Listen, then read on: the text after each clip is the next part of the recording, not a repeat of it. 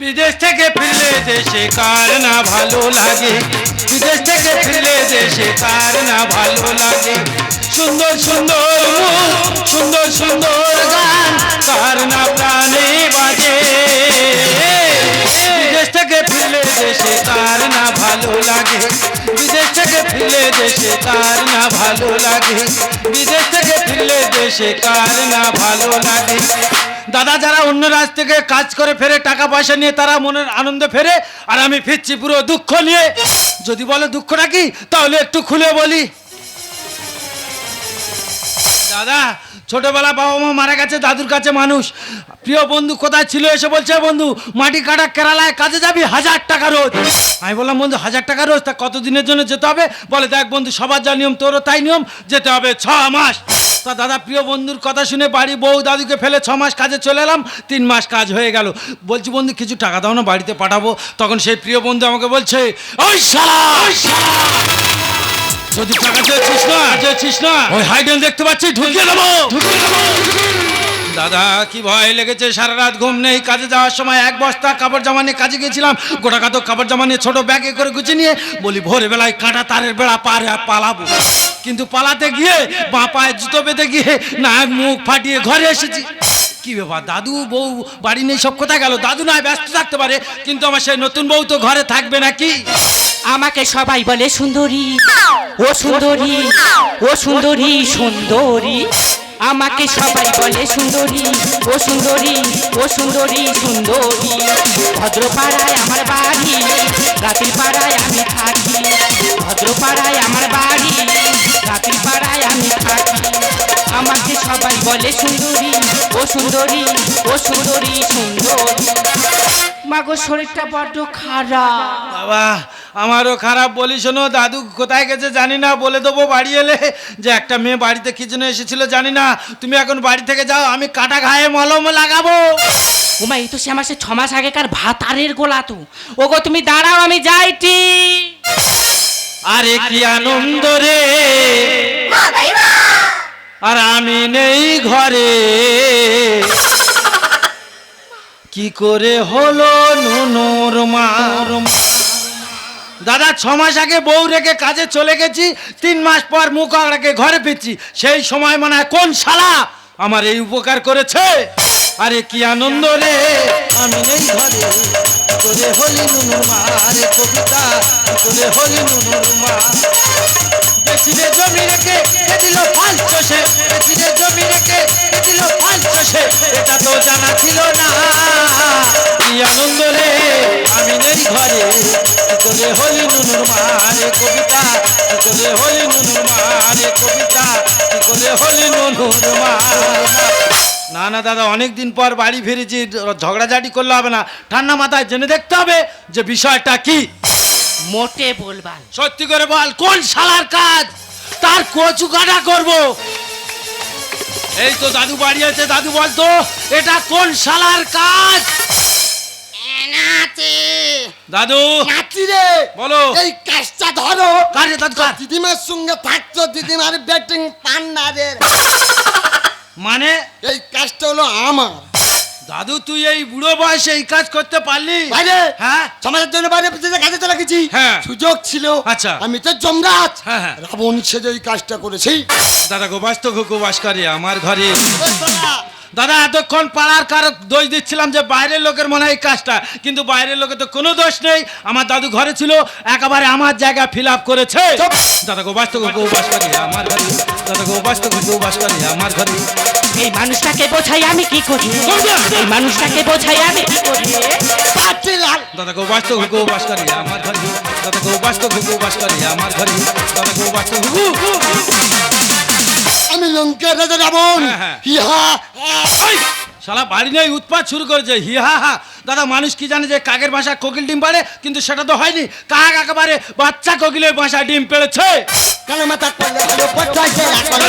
কি আর সুযোগেতে সৎ ব্যবহার করে গেলি চলে। ও থালা জাবদের বাচ্চা। হ্যাঁ। তোর এককালাতে ঝেটার বাড়ি মারবো। আমার একঘা মারো মারো, কোনো দোষ নেই। মেলা কমিটির কিছু ছেলে ডেকে আনলে যখন বিচার করবো, তখন তুমি ঠেলাটা বুঝবে। মূর্খেরে বোঝাবো কত, তবুও না বুঝমানি। যা, কি আমার 10টা রাড়ি তেবড়ে তুবড়ে দেবে ঝোড়া তুলে। বলি শোন কবিতা, প্রথমবার বুড়ো যা ক্ষতি করেছে আমি পাড়া লোকের কাছে বলবো না, কিন্তু দ্বিতীয়বার তুই যদি শুনিস তোর গোটা শরীর সহ বেঁচে দেবে। কেন মাথা করলে ভালো পড়তে হয় খেলা চলে। সুযোগেতে সৎ ব্যবহার করে গেলি চলে, মুখের বোঝাবো কত তবুও না বুঝবান। আমার দোস্তার হাড়িতে বেঁচে দেবে ঝোড়া খেলাম, ফাঁকা মাঠে গলিয়ে গেলি চলে, ফাঁকা মাঠে গলিয়ে গেলি চলে। পাঁচিলাল দাদা গো বাস্ত ঘুঘু বাস করে আমার ঘরে, দাদা গো বাস্ত ঘুঘু বাস করে আমার ঘরে, দাদা গো বাস্ত ঘুঘু। আমি লঙ্কারে গেলে বোন। হেই! ঠিক আছে, তোর সঙ্গে ঝগড়া করে লাভ নেই দাদু। বলি শোন, তুই সরকারি আধিকারিক মেম্বার মানুষ, আমি অঞ্চল অফিসে চলে যাচ্ছি, তাপস প্রধানের কাছে বিচার দিয়ে তবে আমি বাড়ি ফিরবো। আমার এত গাছে ভাষা বেঁধেছে, আমার এত গাছে পাখি ভাষা বেঁধেছে, তাতে মনে প্রেমের মাঝে পাবে বানাতে, তাতে মনে প্রেমের মাঝে পাবে বানাতে। আমার এত গাছে পাখি ভাষা বেঁধেছে, আমার এত গাছে পাখি ভাষা বেঁধেছে, আমার এত গাছে পাখি ভাষা বেঁধেছে। বলছি প্রবলেম এই বুড়ে, তো সে কি কথা ছিল রে? কি কথা রে? কেন সন্ধ্যাবেলা গিয়ে কাটাস কাটাস করে ফিচকিরি মেরে চলে আসবি? কেন কটা বাজে? কেন একটা 7টা বাজে? সময় দিচ্ছি নটা বাজুক নাম্বার লোক তোর কাটাস কাটায় মারবে। সময় বাড়ি নেই, দেখতে পাচ্ছ বুড়ি কি সব শুরু করেছে বুড়ো নিয়ে। এই বুড়ি কি রে, চুপ করে দাঁড়িয়ে আছিস কেন?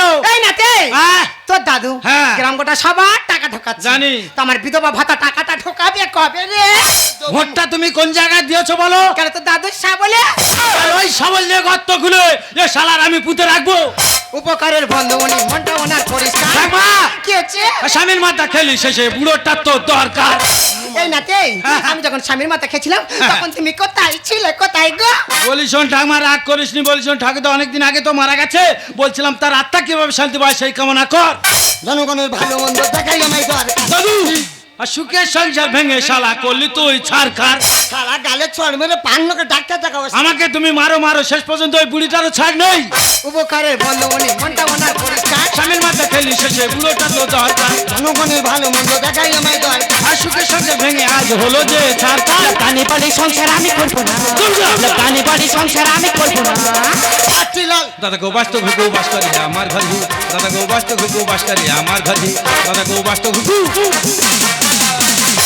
এই নাতে, হ্যাঁ? তুই কাকে কি বলছিস? কেন চরিত্রহীন লম্পট বুড়োকে যা বলা তাই বলছি। উনি হচ্ছে দেবতা তুল্য মানুষ, হ্যাঁ, হ্যাঁ। যতদিন বাঁচবি না আচ্ছা। দেবতার আসনে বসে রাখবি রে মুখ।